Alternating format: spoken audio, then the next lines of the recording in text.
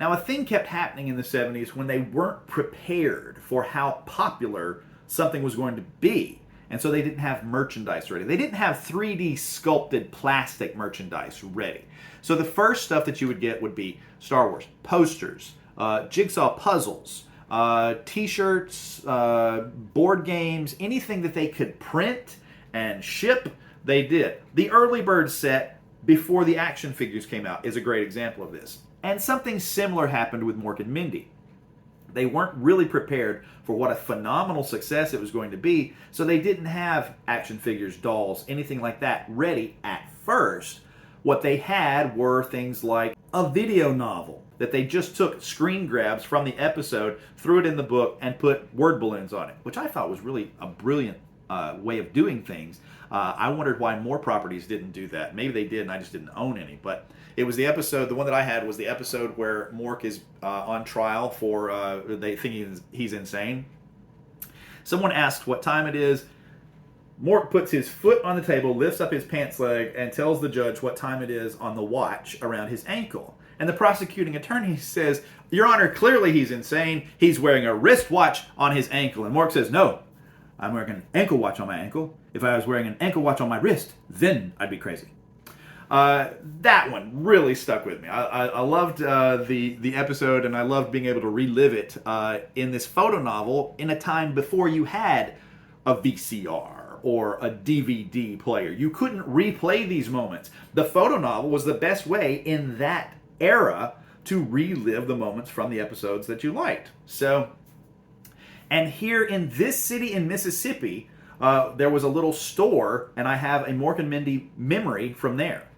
It's now a heating and air place, but I'm pretty sure in the 70s that was a little convenience store. Might have even had gas, but I think it was just a convenience store.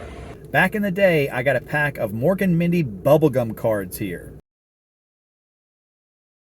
Now, where those bubblegum cards are today, I couldn't tell you. Long gone. Long gone. I think I've seen the photo novel from Mork and Mindy in the past couple of years, since like 2016.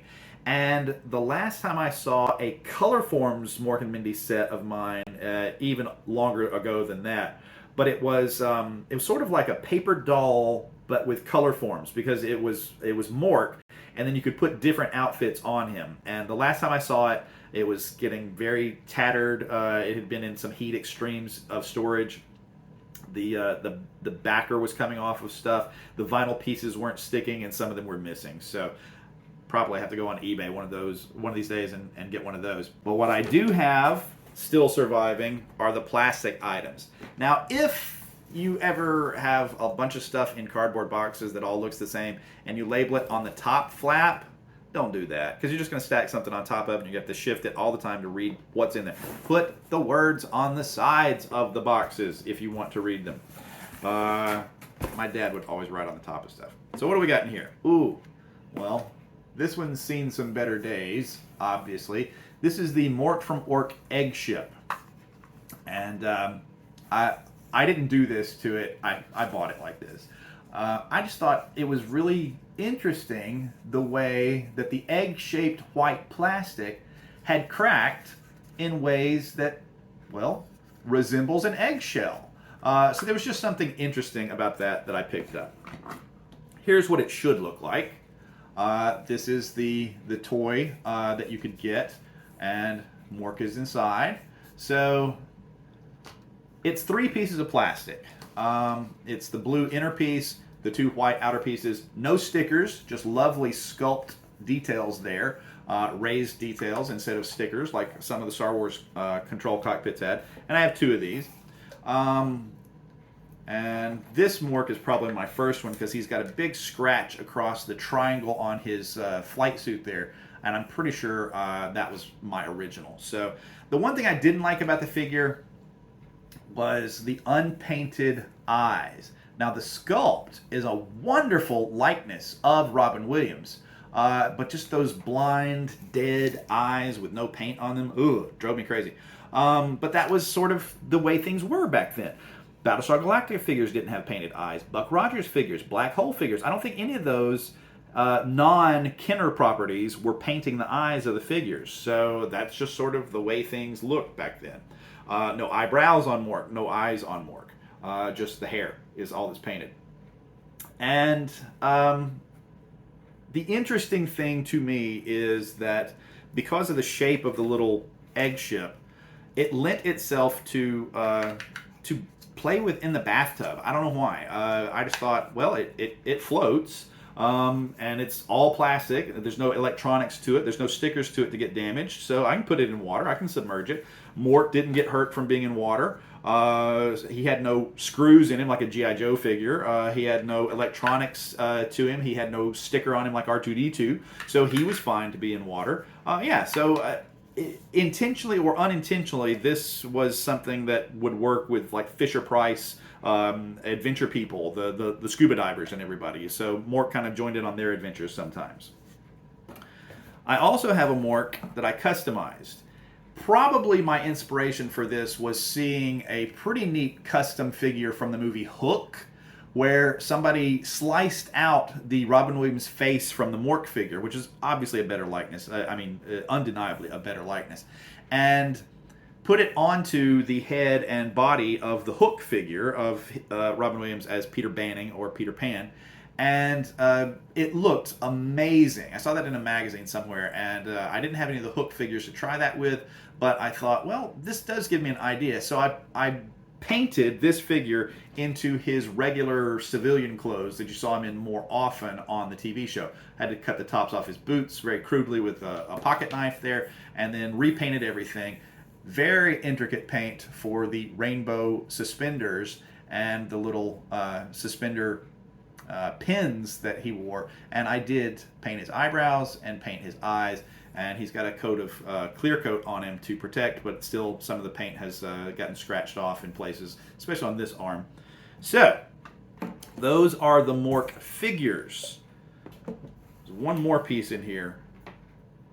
They had a little white egg, and I don't know where that one is. It wasn't shaped like this. It had a flat bottom, and it sat vertically, and had a seam here, and you would pop that off, and it had slime in it.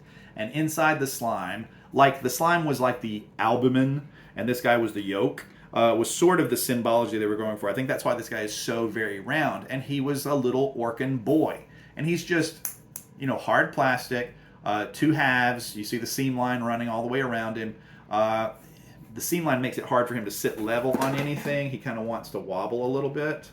But I got this one, and I never bought any more. But I found out years later that there were two styles of the Orkin child. And should it be an Orkin child? Because on the show, they established that Mork ages backwards. So an Orkin child should be, Jonathan Winters. So the elders in Mork society were played by children. Is this an Orkin child, or is this a very, very old Orkin man? I don't know. Oh, the Orkin man. So I wish that I had bought more of these, because a couple of years ago I researched it, and I found out that there was a variant. I think it was the same mold in like a pink, dark pink, sort of almost red, for the Orkin girl. So you could collect, you could keep opening jars of slime until you got one of each, right? I wish I had bought more of these. I wish I had stockpiled these in the 70s, because this little guy right here, I never saw the pink one for sale, but if I had wanted to buy a second one of him, oh my.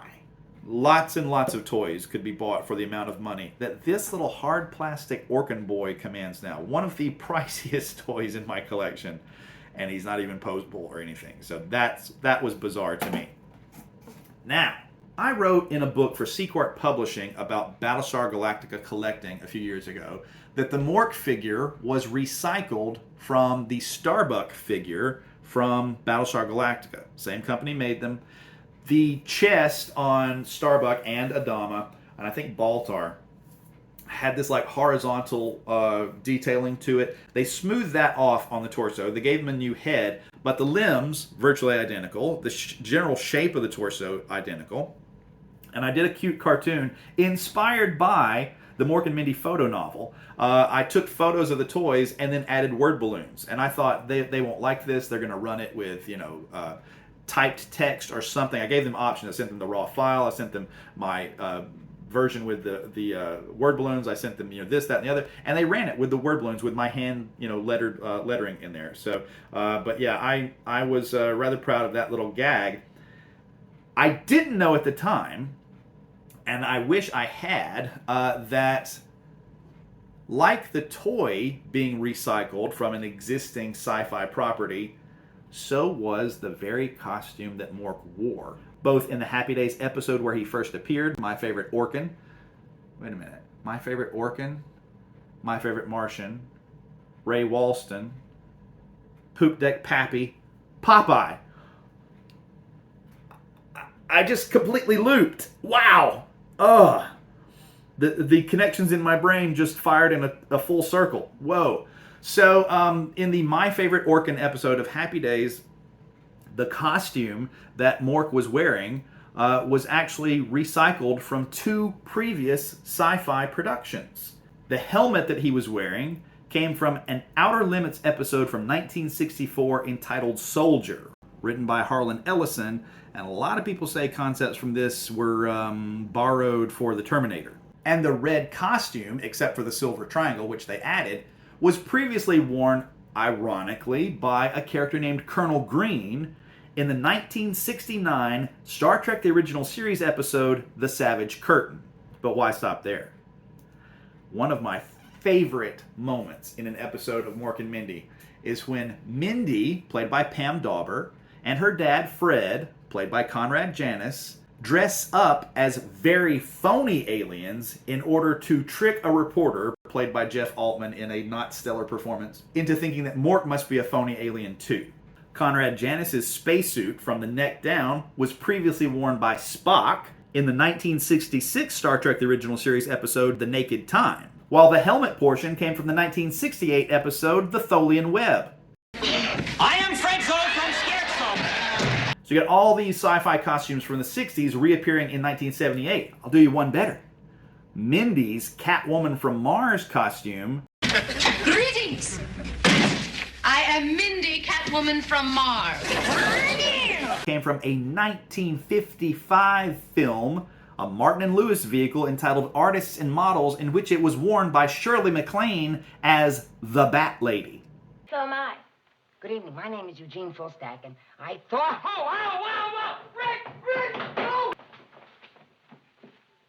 So in that episode, Mindy is wearing a 23-year-old costume, and they thought we wouldn't notice. We noticed.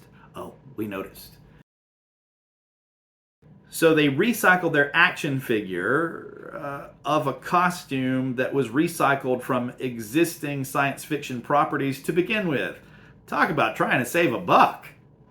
So I did not know any of those interesting costuming details when I wrote the piece for Sequart. Otherwise, I would have included it at least as a footnote, for possible inclusion in publication. But there we have both of my egg ships, both of my Mork figures, my little Orkin boy who needs a sister. Maybe I'll just make a mold of him and cast him in pinkish red and call it a day, because I don't want to spend the money that would take to get the real one. And my custom Mork. So not a very big collection. I knew you were going to do that. Not a very large or numerous collection of Mork toys and all the paper stuff that I can't lay hands to. I just found images online for those. And then, of course, I've got the broken ship as well, the cracked ship as well. So I wonder if I bought it just to have a beater to do the custom. I don't think I got them at the same time. I think I bought that cracked ship by itself, but who knows. All right. I appreciate you indulging me on this topic. We will see you next time, and don't forget, Nanu, Nanu. Thanks for watching.